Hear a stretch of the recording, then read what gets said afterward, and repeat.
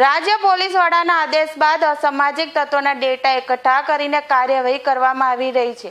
સુરત ખટોદરા આઝાદનગર ખાતે ડિમોલિશન હાથ ધરાયું હતું। અસામાજિક તત્વ ભરતભાઈ ભોજાભાઈ સોહલા ગેરકાયદેસર દબાણ દૂર કરવામાં આવ્યા હતા।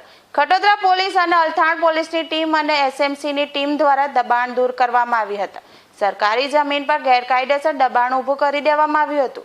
ભરત સોહલા સામે મારામારી સહિત અલગ અલગ 7 થી વધુ ગુનાઓ નોંધાઈ ચૂક્યા છે। ભરત સોહલા માથાભારે ઈસમ સામે સુરત પોલીસ દ્વારા મોટી કાર્યવાહી કરવામાં આવી રહી છે।